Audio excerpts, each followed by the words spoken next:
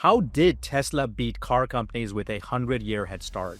Ford, Toyota, Porsche, they had money, factories, and a century of experience. Tesla, on the other hand, started with none of that. Just a small team and a crazy idea. What they had wasn't more features or lower prices, but a promise that would force their biggest competitors to burn down their entire business if they tried to match it. And just like Tesla, your industry has one too. In the next 10 minutes, I'll show you exactly how to find a promise your competitors cannot deliver. Hi there, if you're new to this channel, my name is Maurya. I'm an entrepreneur and author and the creator of the popular one-page business modeling tool, Lean Canvas, used by millions of founders around the world. Now, let me be crystal clear about what I mean by cannot deliver. I'm not talking about promises your competitors choose not to make. I'm talking about promises that would literally destroy their business model, their operations, their entire reason for existing if they tried to match you. Most founders completely miss this step. They compete on the same tried dimensions, better features, lower prices, faster delivery. They're playing checkers while the winners are playing chess. You know what happens to startups that compete on features. They get crushed by incumbents with more resources. But when you find the promise your competitors cannot deliver, you don't compete, you make them irrelevant. What I'm going to show you is the exact framework for identifying these undeliverable promises, and by the end, I'll show you how to build your entire business model around that promise in the Business Model Design Challenge. So let's start with Tesla because they perfectly illustrate the difference between won't build and can't build. In 2006, the auto industry had a century-old trade-off baked into its DNA. You could have a high-performance sports car that guzzled gas, or you could have an efficient car with uninspiring performance. Pick one. This wasn't laziness, this was physics, or so they thought. Combustion engines created a fundamental engineering constraint. More power meant bigger engines, more fuel, worse efficiency. The entire industry, from design to manufacturing to marketing, was built around this trade-off. Then Tesla came along, and their promise was the fastest and greenest car on the planet.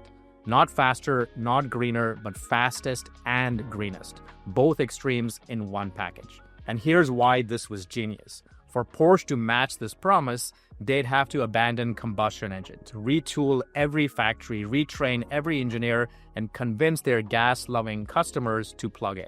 For Prius to match it, they'd have to abandon their efficient but safe brand identity.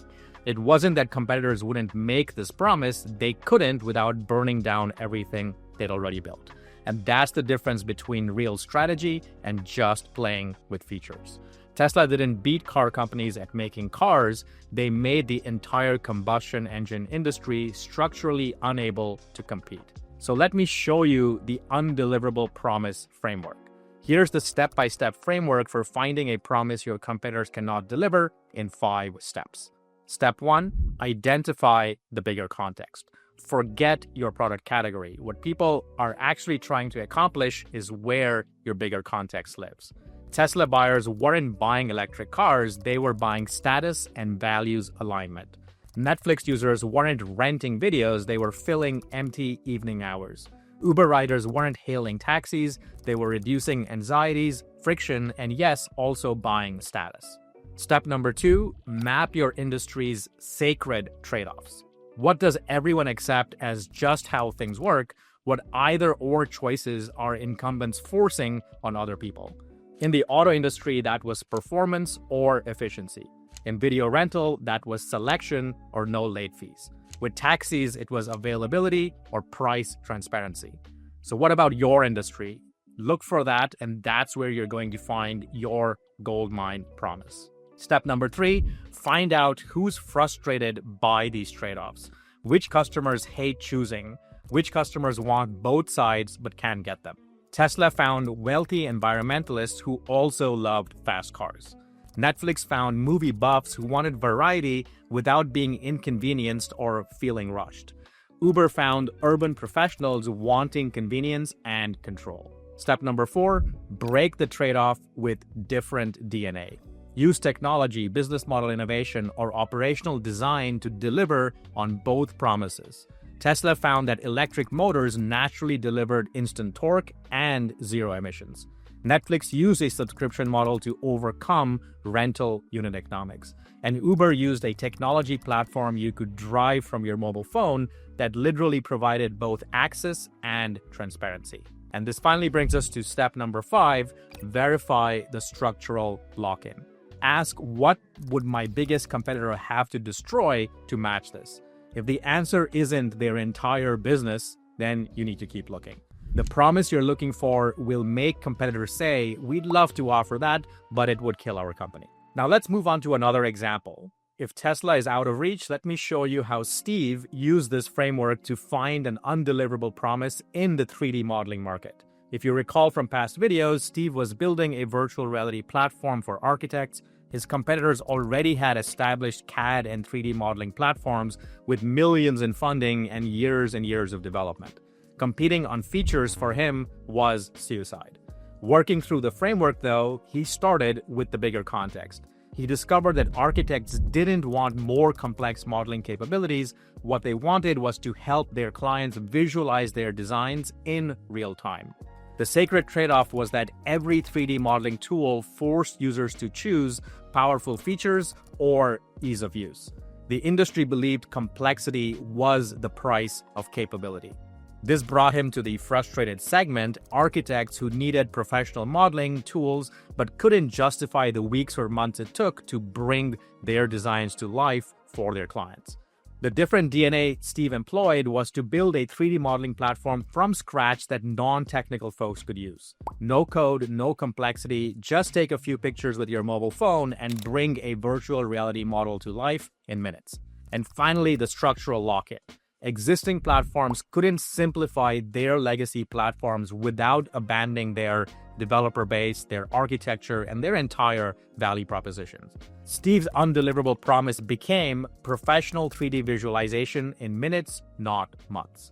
This led Steve to charge architects $5,000 a month, which was still a bargain given the actual development cost and opportunity cost they were already spending on alternative solutions. He wasn't competing with these alternatives on price or features. By serving his customers what they structurally couldn't get elsewhere, he made the competition irrelevant. So how do you find your industry's hidden promise? It's often hiding in plain sight, and here are 3 places to look. 1, the complexity trap. This is where powerful means complicated.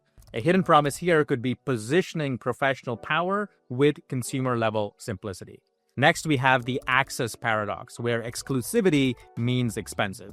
A hidden promise here could be positioning luxury experiences at mass market prices. And finally, the speed sacrifice, where fast means lower quality. A hidden promise here could be positioning instant delivery with premium quality. There are many more sources of hidden promises, but this should get you started.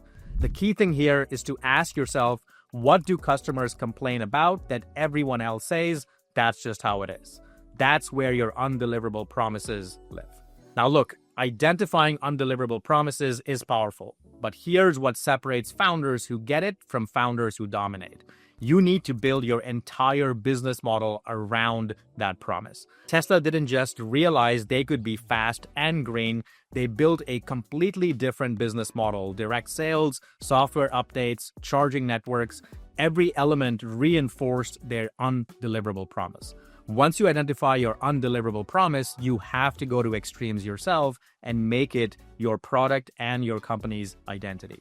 This is exactly what we work on in the Business Model Design Challenge, where you get to map your industry's sacred trade-offs using a lean canvas, identify the promise your competitors structurally cannot deliver, and design every element of your business model to reinforce that promise, and finally stress test it against competitive responses. Every day that you're building to compete just on features alone is a day you're burning away potentially on a losing strategy. Your competitors can and will copy your best features, that's a given. What they can't copy is a business model built around a promise that would destroy their own company.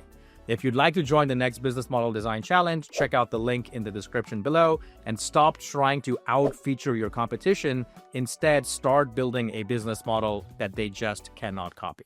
Also, if you want to see more examples of undeliverable promises in action, you should check out this video over here where I unpack how Netflix and Airbnb did the exact same thing. Thanks for watching, and until next time, take care.